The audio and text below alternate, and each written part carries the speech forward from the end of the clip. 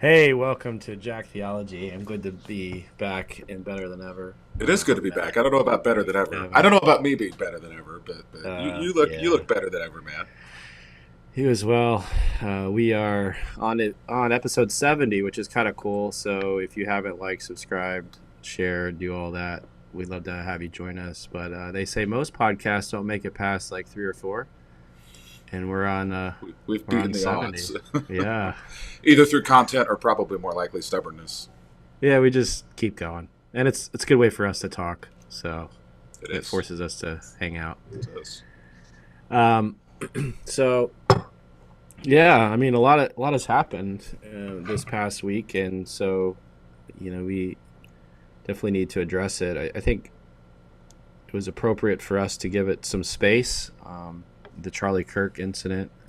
If you've been living under a rock, Charlie Kirk, very popular, especially among Gen Zers and younger generation.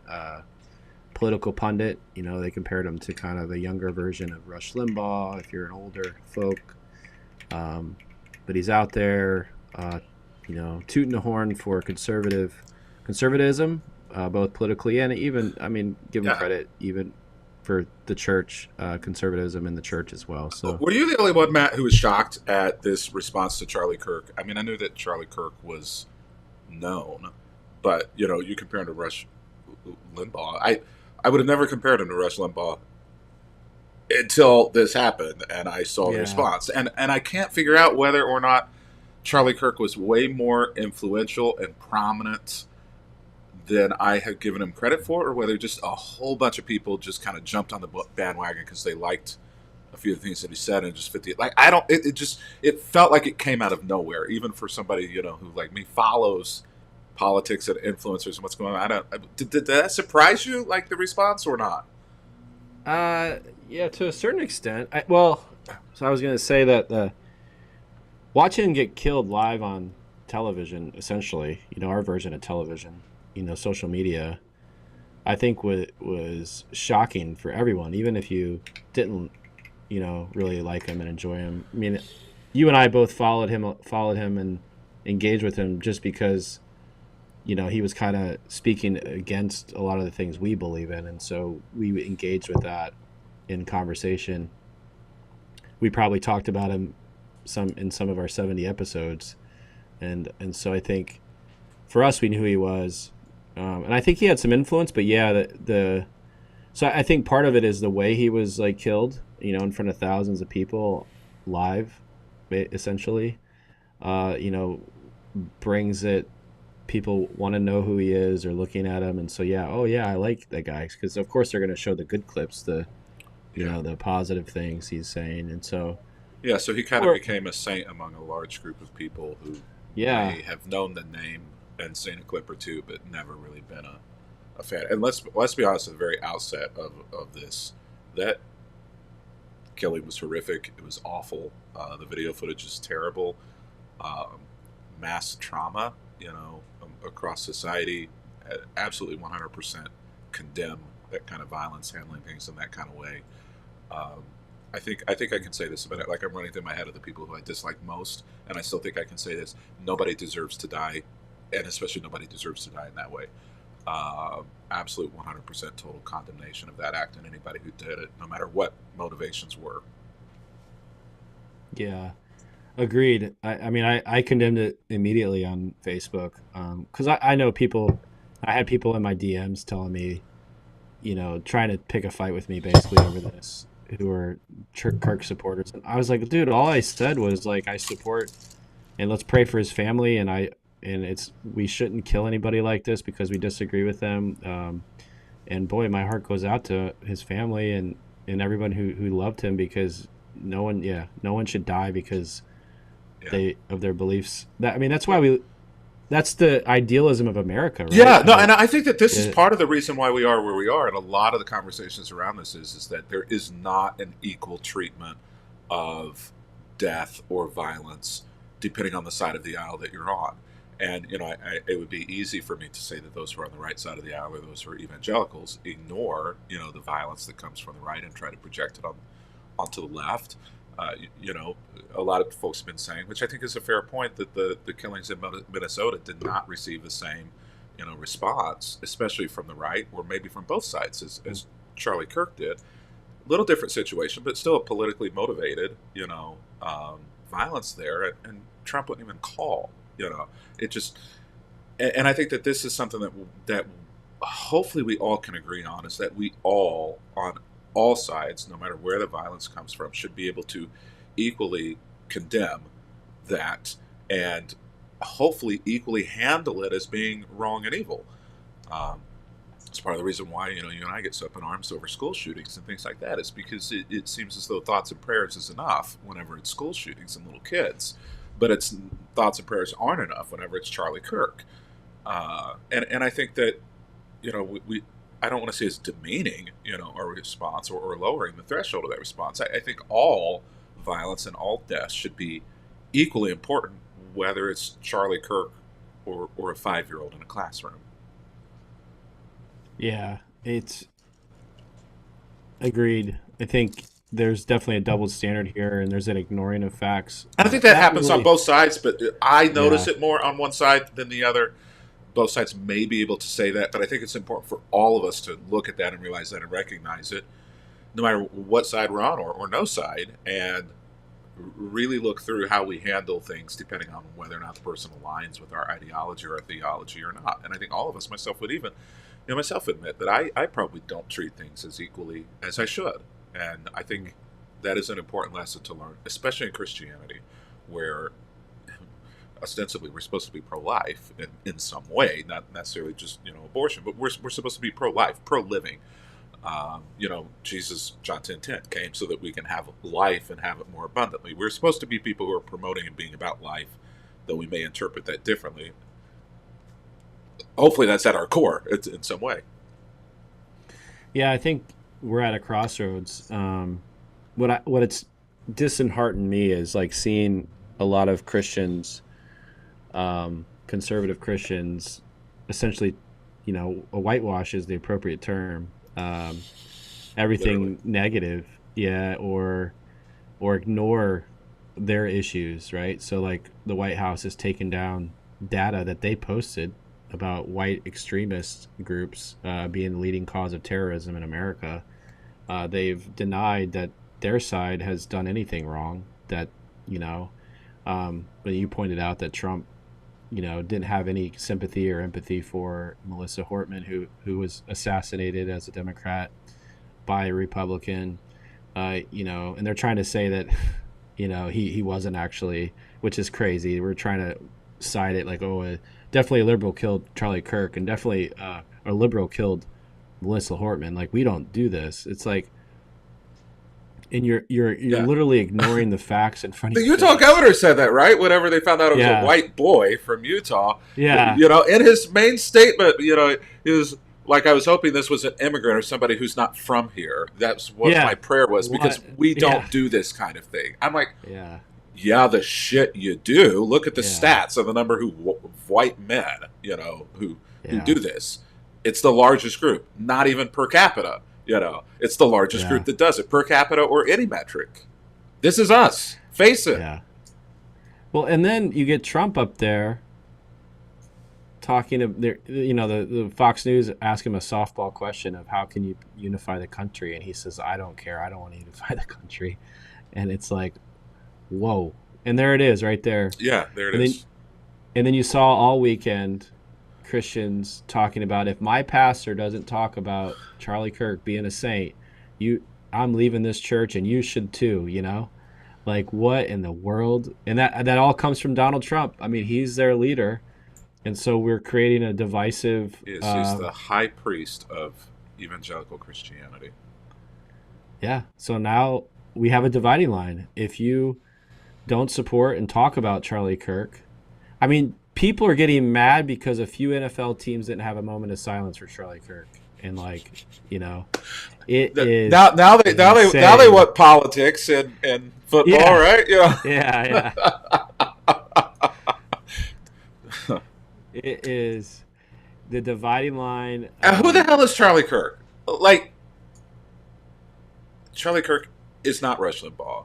Rush Limbaugh didn't even get, any of that. Presidents who died, Carter did not get any of the things that Yeah. did I Trump even mean, call for flags to be lowered to half staff for Carter? I don't know that he did. no, he We tried to don't fight it, but there's a precedent, so he had to go. But yeah, he tried to we fight that. we are not in Christianity, especially. This is frustrating. We, we're no longer arguing. Um, we're no longer arguing our theologies. We're arguing our politics everywhere, and whatever our political side deems right in that moment, whether factual or not, is our truth. And Christians are supposed to be about truth every single day. Sell their soul um, to mistruth in order to align themselves, with Fox News or with Donald Trump. I'm sure that happens a lot on the opposite side as well. But the the the, the left, or they, for all it gets used as a term, is like this, monolith group. The left does not currently, maybe it had, maybe it will at some point, but does not currently have a singular kind of platform, does not have a singular person who speaks or drives that. There's no, they're a little like Trekkie here, they're a little like the Borg. Uh, everybody is kind of equally co-equal, and they kind of move together, but it's a very big tent coalition, um, for better or for worse. On the Republican side, it is a monolith. They move together, and you either move with them or you're against them. Many Yeah. folks have been removed from Congress, have been removed from positions of leadership. Every day you hear people, in government who are losing their jobs, not because they're not good at their jobs or because they're doing them wrong, but because they don't align, with a monolith. And that's problematic for Christianity, because that monolith is not Christ. It is not Christian. And I mean, I think as you and I get into this today in this conversation, it's clear that Charlie Kirk, I think I would confidently say that in my head, what I would deem to be a Christian, Charlie Kirk seems to have been a Christian. I don't believe that he followed the way of Christ very well, if at all. In looking at the red Yeah. letters and the teachings of Jesus as explored there. And I think that that's an issue for Christianity, who wants to make him a martyr or wants to make him a saint. Martyrs and saints are templates for the way we should live. People became martyrs who were celebrated because the people wanted to emulate their life, so they held them up as a martyr. The saints are people who also, were folks who lived exemplary lives, who were set up to be examples. And to use the word martyr with Charlie Kirk, or to use the word saint with Charlie Kirk, first of all, I think it's something that we should question no matter when those labels are used for somebody. But especially to use that word for somebody like Charlie Kirk, to set him up as an example of a martyr, of a template, of a life well lived, or as a saint. You may say, yeah, he was a great Christian guy. Okay, but why are you putting him there? There are lots of folks who have the same Christian beliefs as Charlie Kirk. You're not using that language with them. Why are you using it with him? Well, because of your politics and the things that you said that he said that were ostensibly against Christ.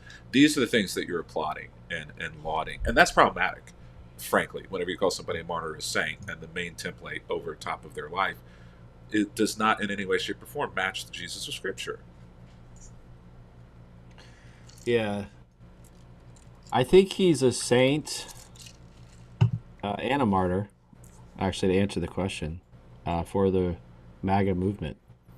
So not for Christianity. Yeah, I think that's where we get it twisted, and where MAGA movement, evangelicals, conservative evangelicals, has secretized Yeah, the with our syncretism. culture. Yeah, it's Yeah, it's I think definitely that's a great point, Matt. And that I think that the broader definition of the word martyr and saint, 1,000%. I think from the Republican or MAGA side of things, he could be labeled both a martyr, though we don't know the full story. We're not going to know the full story for a long time as to who the motivations of the killer. If we ever know, it does seem as though he was a martyr in some way, shape, or form for his beliefs, and that he certainly is a saint for the impact that he had. Yeah, absolutely. And this, as you said, points to the problem that you and I continue to point out with American Christianity is there is no understanding of any difference between my U.S. America religion and my Christ-centered religion. And those are not the same thing. And they continue to move further and further apart as we here in the U.S. move them closer and closer and closer together to be the same thing and don't even see the difference anymore. No, it's this is another line in the sand moment, I think, for people to figure out who's in and who's out with them. And so if you support Charlie Kirk and what he said, why he lived, then you're in their mind. And if you don't, then you're out. And people are getting fired because they're on the out because they don't agree. Like you and I, if we were in the military today, we would definitely be fired. If we worked for some corporation with the CEO that was a passionate Charlie Kirk supporter, we'd be fired. I'm seeing it everywhere. In fact, I got given the bird online by somebody I used to consider a friend. I don't know if he still considers me a friend. Because sure. And I haven't even said any. This is the first time I've said anything publicly about Charlie Kirk other than he shouldn't have died and we shouldn't have violence in America. And he just sent me the middle finger, like, because he knows, that I'm going to say the things I'm saying today about him. And I'm like, really? Like, even Jesus says, love your enemies. Don't flick them off. It's fascinating. The syncretism is right. To speak negatively about something that politically aligns with the right, or to speak negatively about something or a person who is on the right has become a religious offense, has become an unholy act, something that is, a destruction of the sacredness of something. We've baptized and blessed our politics and made them holy, and our temple is now the White House, and our great high priest is Donald Trump. But it's just terrifying, frankly, because it's only getting worse. And as you said, Charlie Kirk is kind of emblematic, and I think a lot of folks who were on the margins of MAGA have been baptized more deeply into the faith of MAGA through this. I've seen a lot of folks applauding and defending Charlie Kirk, who I have not before seen jump into the political fray. And that, to me, it's not a good sign. It is not a good sign about the increasing syncretism. I continue to hold out hope that America, especially the American church, will at some point put on the brakes and put it in reverse and look in the mirror and see who they are and what they've become, and begin to do the hard work of unraveling, all of this syncretism between theology and politics, and the harm that it's doing. But I think we hit the gas here, and it's really discouraging, to be honest. I'm really disappointed in a lot of the folks that I used to hold in high regard. It doesn't take a lot of scratching beneath the surface to see a lot of the stuff that Charlie Kirk said and how toxic it was. And it's not just taken out of context. I see a lot of this, you heard this one quote or whatever, but if you listen to the full thing, no, you're not the one who's listening to the full thing.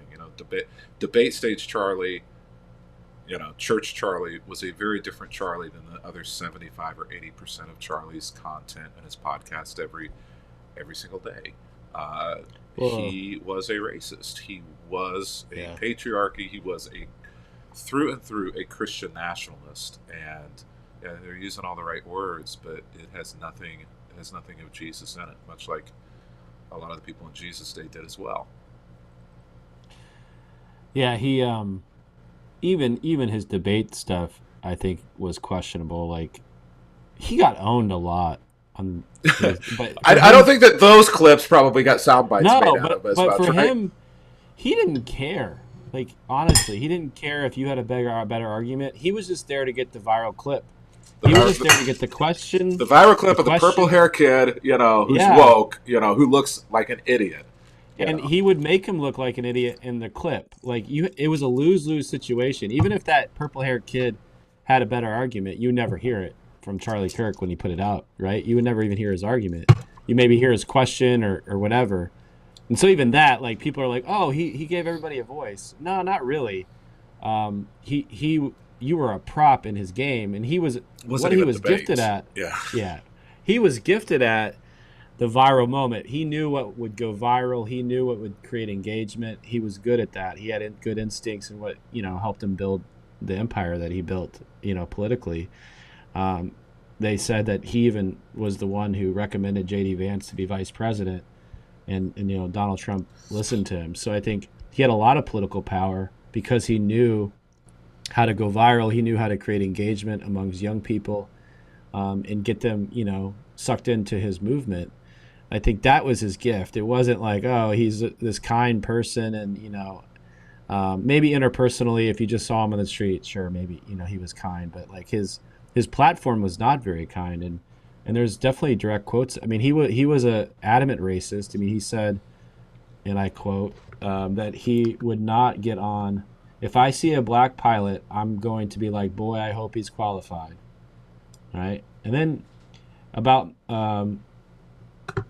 Michelle Obama and others, Kenji Brown, Jackson, Sheila Jackson Lee, and Joy Reid, he says this: you do not have the brain processing power to otherwise be taken seriously. You had to go steal a white person's slot and go be taken somewhat seriously. Yeah, and I want this quote. There's been a lot of tension around this quote. He names those women, and then he hits pause and goes somewhere else, and then comes back and says something like, "They do not have the brain processing power." So what's being said, the alternate perspective on this is he is limiting that to just those 3 or 4 women that he quoted, and not all black women. He said it about black women, period. It said it about all of them being extremely qualified, and this is not the only racist thing that he said.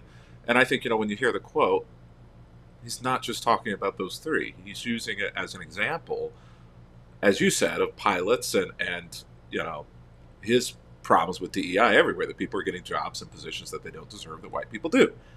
That's racist. Yeah.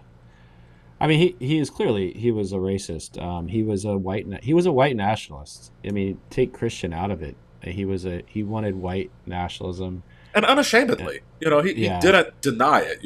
Lots of folks are, but deny it. He did not ever deny it. It was part of his platform. It was part of the reason he grew, and a large part of his base were racist as well, and are racist as well. And it's why he's so popular among a large segment of people in the U.S., because a large segment of the population of the U.S. is racist. Period. Yeah. And and people should know this, that there is this movement amongst the MAGA group that we go back to where we were in America, where it was majority white, folks in every aspect. That's literally what they talk about unashamedly. Make America great again. Yeah. It has nothing to do with back to its lynching years. Yeah. They want nothing. It has nothing to do with the church. It has nothing to do with any of that. And I think the church gets duped into it. They're fighting for. He was an evangelist. I saw that. I was like, what are you talking about? He's just sharing the gospel. I'm like, I don't think that man ever talked about Jesus. He would, if he was asked, he'd be like, yeah, I'm a Christian, but I mean that was not his agenda at all. It's really disheartening. I mean, the last week I've been really disheartened by all of this, because a lot of people flat out just ignore these quotes. I mean, we could go on and on. There's tons of them out there, and people just ignore them. Literally ignore them. No, I don't want to see that. He was a kind Christian man, and so he said everything right.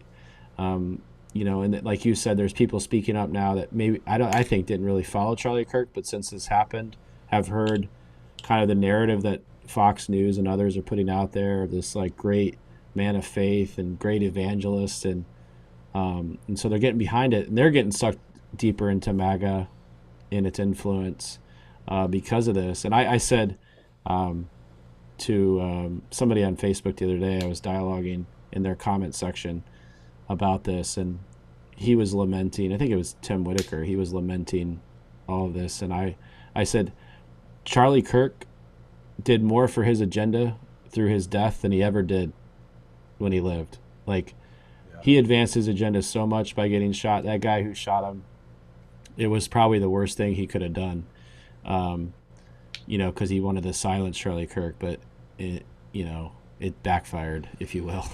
Yeah, 1,000%. It just is. And so I it's like, where do we go from here? It's just, I'm so like, calling out these quotes. I mean, we could do that. But people aren't listening to that, right? They're not. They don't care. If you're full MAGA, you probably stopped listening by now. But folks that are full MAGA are like, they're not going to listen to that.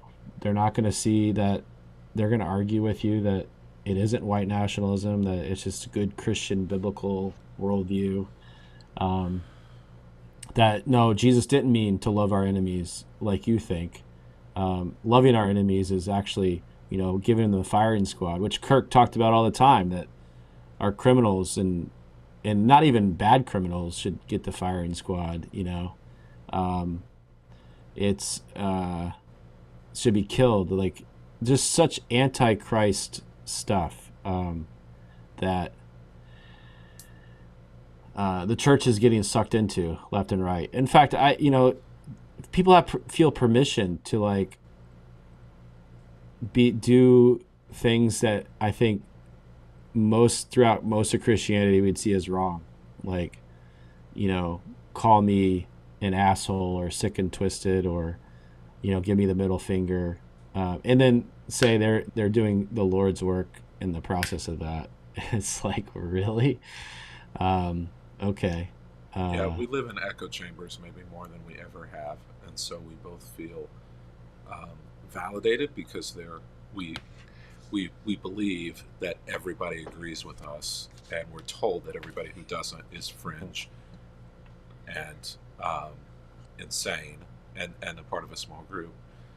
And then we're being encouraged, to do that, to be violent, to say violent things, to treat other people who disagree with us in violent ways. And we're, Christianity especially is in this echo chamber. You cut off all your non-Christian friends, you cut off all your leftist friends, you cut off all your right-wing friends, or they cut you off, and you go to a church that says the same thing as Fox News says. You are fed an algorithm filled with people who only agree with you, or who if they disagree with you, they're crazy because the algorithm has sent them to you, their craziness, in order to engage you. We're all drinking the same Kool-Aid, and not partnering. And I read this thing online where this woman was kind of lamenting having a conversation with her friend, and she had never seen she'd never seen Charlie Kirk say anything religious, so she had no idea why her Christian friends were lamenting Charlie's death. And the other woman had never seen anything negative that Charlie Kirk said, had never seen any of his comments about DI, about black individuals, nothing racist, about the death of children, and others being acceptable, so that we can keep guns, the extreme toxic things he said about immigrants, et cetera, et cetera, et cetera. Both of them were uneducated on the full extent, of the truth. And people are complex. Charlie was complex. There's nuance there. Some good, some bad, depending on where you sit. But to think that he was all good, or maybe 100% all bad, neither one of those narratives are true. And yet that's what we're hearing when we're in an echo chamber that only tells us the things that they want us to know and that we want to hear. And like you said, people are rejecting any other information because they can't handle what it means if they're being fed a lie or believing a lie. Yeah. I mean, the guy actually praised Peter Pelosi's husband getting beaten. I mean, he praised it and said somebody needs to go, pay this guy's bail to get him out of jail. The guy who did it. Like, are you like? I mean, there's literal video clips. Yeah, but like you said, people just ignore it because they don't want to be seen as wrong. They try to explain it away, just like they do Bible verses of Jesus, that are problematic for them. Let's explain it away, and let's make our litmus test for Christianity now is if you support Charlie Kirk or not. Are you freaking kidding me? That is our litmus test. It is. Do you, Matt? Like, think about that. If you're listening and you're like MAGA, like, think about that for a second. The litmus test for whether or not your church is good is if they talk about Charlie Kirk in the right way. A human man. What in the world? Unbelievable. Unbelievable. It's horrifying, and it also is very telling about how far we've come or how far we've gone down the road. I have very little hope for the redemption of a large segment of what calls itself Christianity in America, and I think it's the majority of what we see, and that's not a great place to be in. No. Yeah, we've moved from a culture that I think where we could talk about faith. I think I was thinking about this the other day, like I remember when I started the ministry, like I could go on the street and talk about faith, and like we could dialogue, and we kind of all agreed that we should treat like humans respectfully, even if we disagreed. Like there wasn't like this divisiveness. And now like the conversation isn't about faith anymore. It's about where you stand on these political issues, these cultural political issues. It's like Trump and MAGA has made culture wars like the forefront, right? And the dividing line. And he sees it as a way to keep his power. Like he was right on Fox News. He doesn't care. He does not want to bring us together, because for him, division leads to power, because the more he can unify his base against the other side, the more power he's going to have. And that's the way he's approached it. And he's won twice, so it's worked. And he wants to continue to win. I mean, they are passing executive orders and like edicts to silence people like you and I. Like we said it would happen, and it's starting to happen. We're just small potatoes right now, but I mean he has said, and they have said, that they want to go after these groups that disagree with him and silence them. Hate speech, Pam Bondi has said it this week, that anyone who says anything negative about Trump, it will be and should be considered hate speech.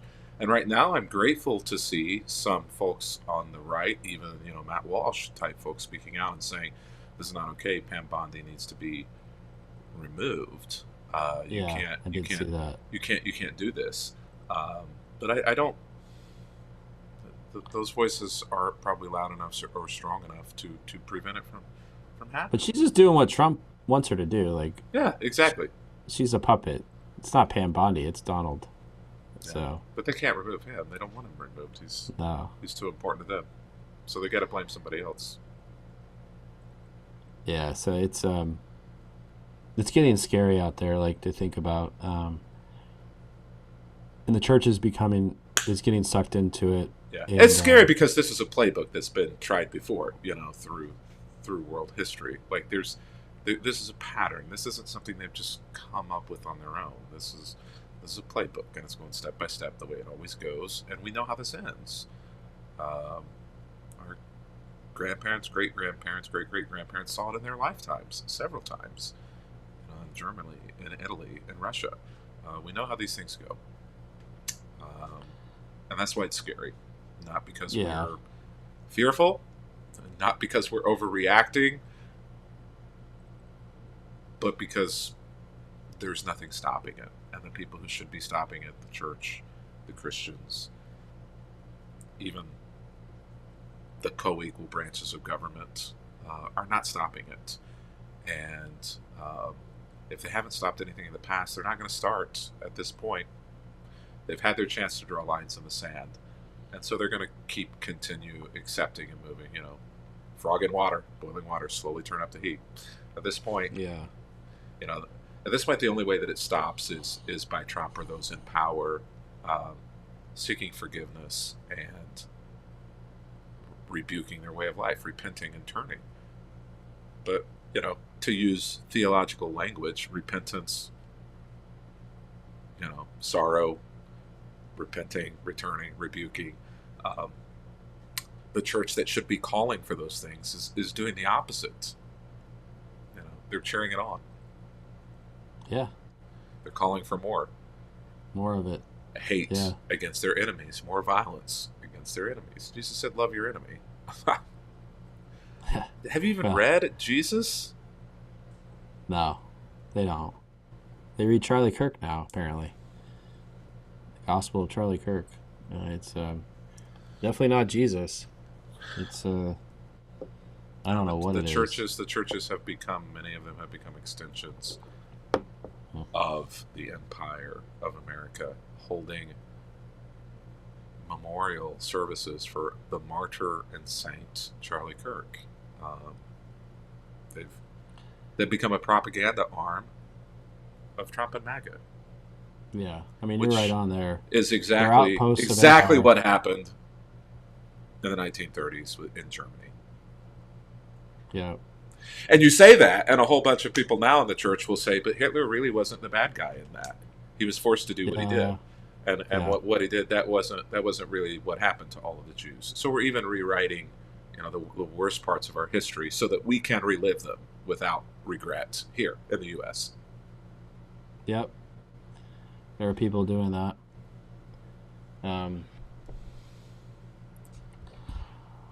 Some think the killer was part of some of those groups.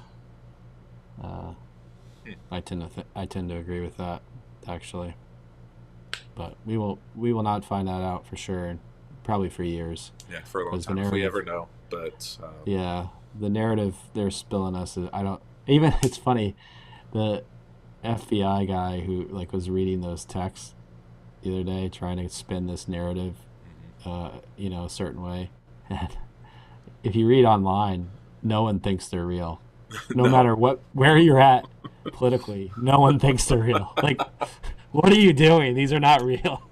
So at least I saw one post. It's like, the most unifying thing right now is that we all agree these are not real. So, which shows you they're spinning narratives left and right, and so we're not going to see the truth in any of this. No, I mean, we have an administration and a government now that truly will go to any lengths to avoid or break or lie, truth. There's no ethical or moral dilemma anywhere when it comes to truth at any point. And that doesn't mean that there aren't moments where they aren't being truthful and honest, but if half or more of the time that you're saying things is never true, then everything you say isn't true. Nothing is trusted, and that's why people on both sides, the left knows they're lying, the right knows they lie all the time, but the lies are advantageous or convenient for the right, so the right pretends. But then, as you said, whenever a text or something like that comes out, everybody's just kind of like, no, that's not true. Think about what you're saying, that the government is lying to you, intentionally. Yeah. Well, they'll get away with it because Trump will, whatever Trump says is the truth. That has actually become our source of truth. Is probably the biggest con man and liar of our lifetime. Is the source of truth for the church, the conservative evangelical church, and it's very disheartening. So to defy what he says is to defy the truth and the gospel. It used to be Jesus was the truth, or even the Bible was the truth. The Word of God was the truth. You're right. It's not that way anymore. That is not the central truth to a large majority of the identifiable and visible church in the U.S. Yeah.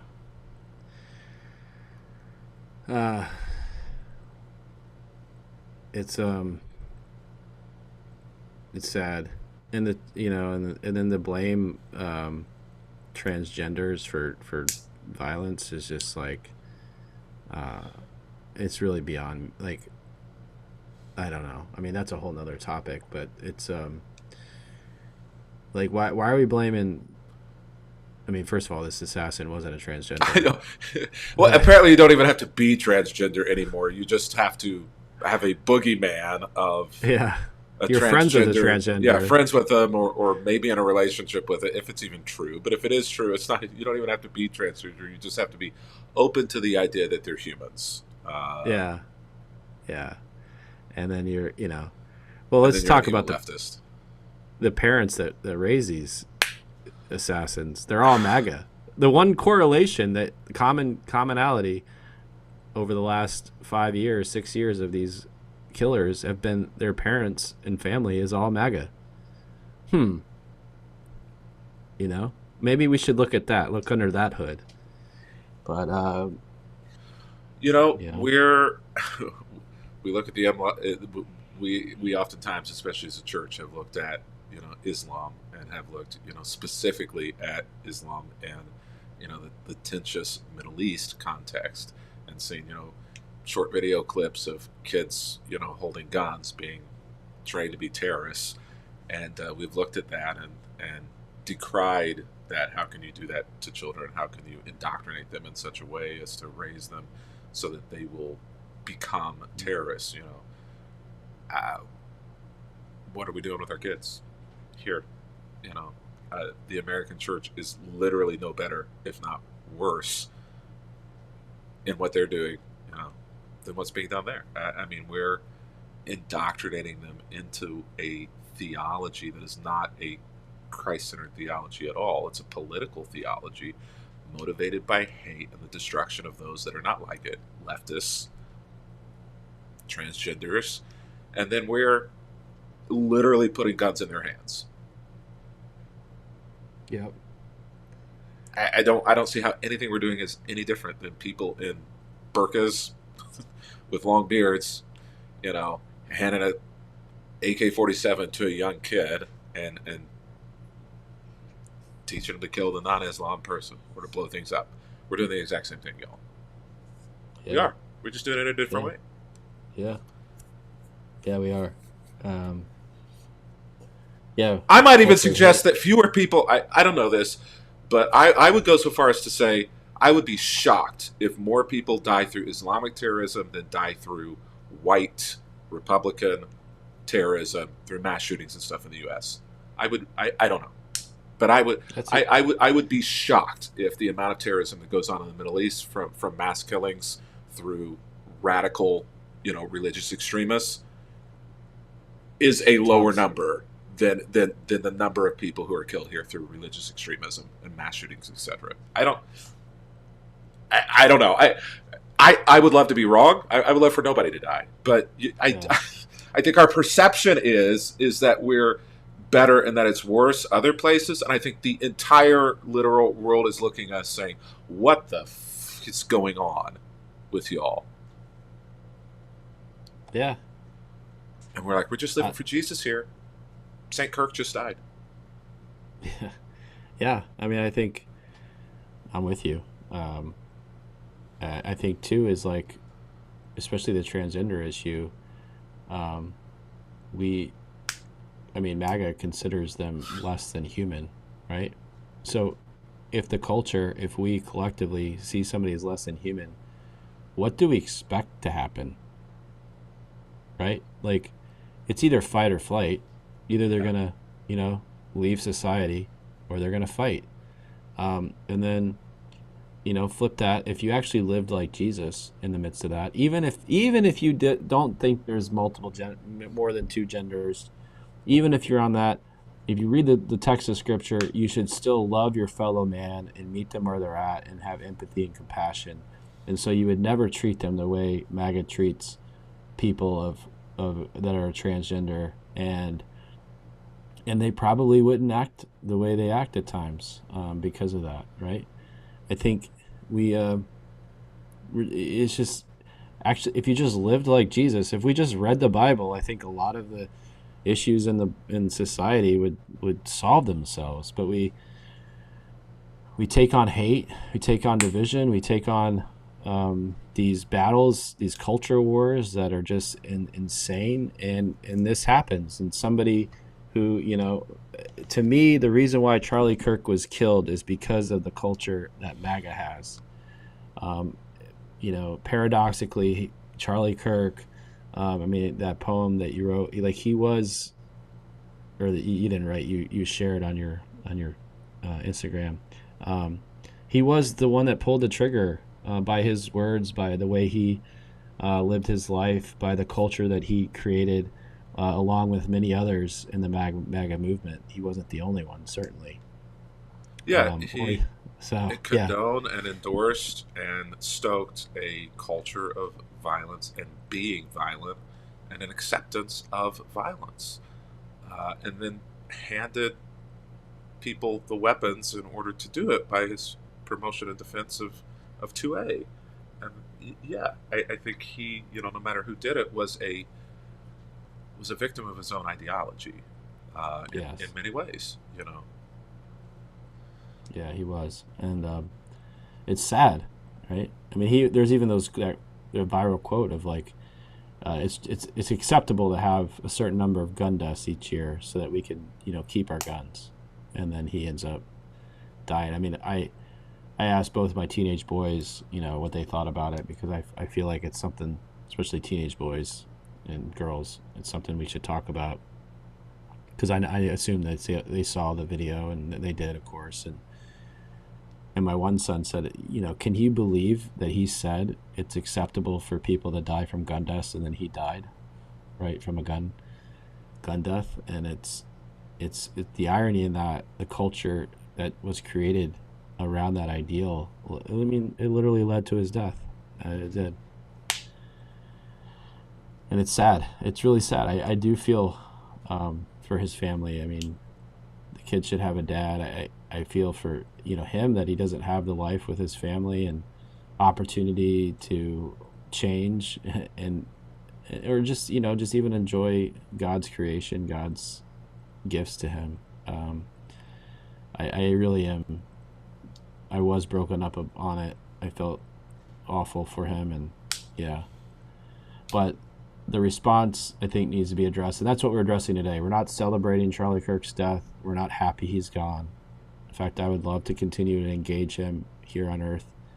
Um, I'm disappointed. I'm upset he's gone. So, in fact, it's made our job a lot harder, the fact that he was killed. So, we're just talking about the aftermath and the response, and was he a saint and martyr? And I think we both agree that he was not a Christian saint or martyr, but he was one for the MAGA movement. Yeah, I don't think he was a template, according to Jesus or the Bible, anywhere close, to what. Certainly not rising to the top, mature level, a broad example that people should follow. But absolutely, martyr saint of MAGA, of extreme right ideology.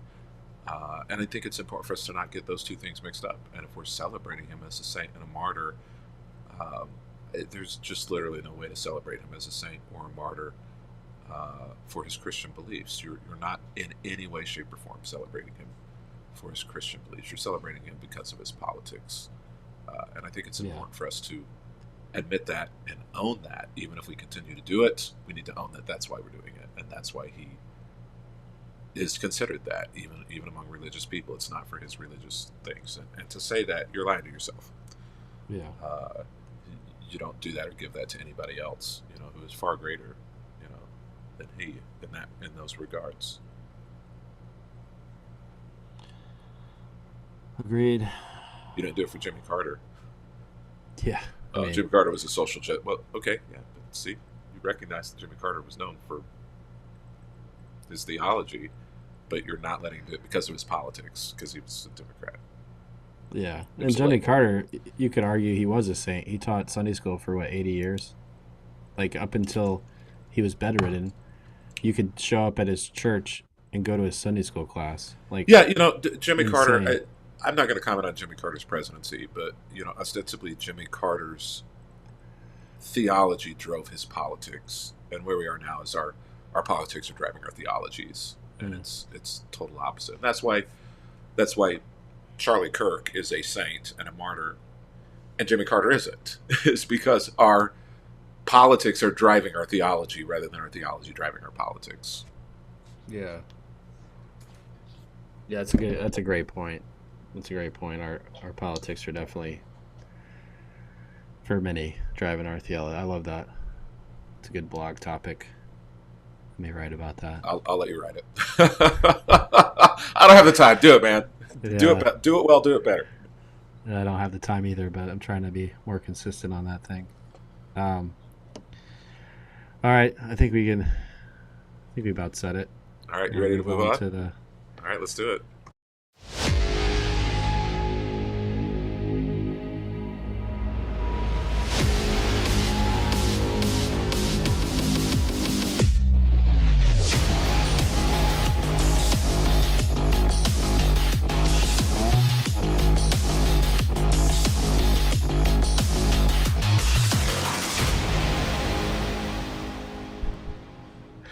Yeah. And now it's going to In the break, Matt and I were lamenting the speed. My computer operates slow on some transitions, and on the one end of the break, it just immediately, went. So it cut Matt off. And then coming out, it took like 15 seconds. Well, welcome to the after show, the part of I don't even have our little after show graphic. Do I? No, I don't see it. The part of the show where Matt and I enjoy spending some time talking a little bit about fitness. It's been a few weeks since we've been live, so I don't know where you are, but it's been enough time to see some change if we were able to apply ourselves. How you doing, man? How's the fitness journey? So last fall I signed up for a 5K, and I'm doing it again this fall. So I've been running. I've been doing the CrossFit thing too, and lifting, but adding and running more. And so I've been seeing my times go down. In fact, I tested myself at the beginning of August when I got back from vacation, and then I was about, I forget, 11.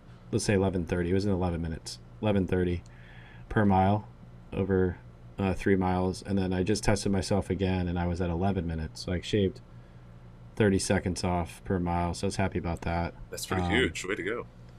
And I finally, and I've been remaining pretty strong in the gym. I've been feeling good, so that's been encouraging. And I finally stepped on the scale this week after the summer. Hold your breath, right? Yeah. Anytime it's been more than like a week, and I step on the scale, it's always like thoughts and prayers. To me, thoughts and prayers to the scale. Yeah, it's been since July, right before July 4th. So it's been a couple months. And I only gained 10 pounds over the summer, so I was pretty happy. Look at that. Way to go. I'm sure it was all muscle, too. Yeah, of course. Yeah. And I did the whole, I'm going to eat clean for a week and then step on the scale, so I'm sure I lost some pounds doing that. But, yeah, so I don't know. I feel like I'm back on it. I love it when you step on the scale and it wasn't what you expected, in a good way. Yeah, no, it was definitely better than but... Yeah, you kind of set the expectation very low. I've learned. Yeah, I had one of those a week or two ago as well. I stepped on a scale. I stopped paying attention to the diet or anything, and just kind of eating what I want. And I stepped on the scale. It was like 0.6 lower than it had been a week and a half before. I mean, WTF? How did I lose weight? So at that point, I'm not giving myself the benefit of doubt because I'm like, all right, I must have lost muscle. This can't be real, but you're right. You do. You kind of set those expectations so that you aren't completely disappointed, in yourself. You have to, right? We do the same thing, I guess, that we've been talking about that Republicans and Christians do. You lie to yourself in order to paint a different reality, just to protect your feelings. Yeah, no, it is, and you want to stay motivated, so. motivation, I think, is half the battle in a fitness journey. It is. And you're doing more than a 5K, right? Don't you have something else coming up in the fall, or not? Did I dream that? You've got a... No. I thought you had a Tough Mudder or one of those. Yeah, I wanted to get one, but none of them are in times that I can do them. So, Yeah. Or I tried to sign up. It was a High Rocks, and That's what it sold was. out. It's sold out in like minutes. Like That's like the big thing. That's the big thing right now. So like Typo once was, like Sweat to the Oldies once was. It's High Rocks now. And I feel like that would be perfect for me because it's like CrossFit mixed with running. So like, I would like to do one at some point. I'll try again. I think there's another one in this area in the spring. I'll try again in the spring, but I missed the one. It actually happened, I think like a couple weeks ago, but I missed that. It was sold out, and I wasn't paying for the aftermarket. I'm like, I'm gonna pay double? No. I'll get a 5K. So I'm gonna do a 5K. I might do a couple. Depends on how I feel. Nice. When is the 5K? Right now, the one I'm gonna do is on Thanksgiving Day. Oh, okay. So you guys some time. Yeah. And then destroy it afterwards at Thanksgiving. Yeah. I love exactly. that. I love those. Yeah. Those are the best. Yeah. So we have one here that as soon as you cross the finish line on the 5K on Thanksgiving, everybody gets a pie. Oh yeah, that's this one. That's why I signed up for it. These are my favorite races. The one where you lose less calories than you gain when you eat the pie afterwards. But it's great motivation. It's lots of fun. I love it. Yeah, it's like the pumpkin pie 5K is what it's called, and everybody gets a pumpkin pie at the end. Yeah. Reward yourself for that hard work. Exactly. Yeah. No, things are going well. I was thinking like a few days ago, for the first time in 4 or 5 months since the surgery, I finally feel myself. I finally feel at full strength. I'm still not quite back to my lifting capacity, cardio wise. Still maybe not where I was at my best over the last few years. But I finally feel the capacity. Like I can lift as heavy as I want. I don't feel it like I did. Everything feels good. Putting on weight lifts are going up. Putting on muscle lifts are going up slowly, but I'm old. If it happens at all, it happens very slowly. Weight slowly coming down, just a little bit. Had several appointments with doctors. In fact, I had one last week, and it's a fitness doctor. I see him just, specifically, for like athletic stuff, just to kind of keep me in line and make sure that all the systems and blood work and all that's good. And he said, yeah, if I want to do another bodybuilding competition down the road, that's not out of the question, which I had kind of assumed that those days were over, because what you have to do to your body, to your cardiovascular system, to your heart, even for the healthiest people, it's not healthy. You don't want to stay there in that, physical situation for any length of time. You get in, you do the show, you get out. It was like, see no reason why you can't do it at this point.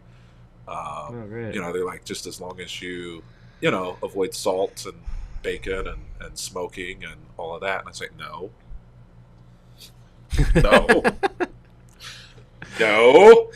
No. I need bacon. Walking Dead. Like, what's the point of life if you can't actually live? No, I'm going to. I might live a little bit more in moderation of those things. I'll continue to take care of myself, but no. Occasionally, I will still indulge because I want to. So deal with it. Things are going well, though. Good to hear. Glad you're back at it. Yeah, it's good. It's good to be back at it. Someday, I'll just be like, boop, and I'll be dead.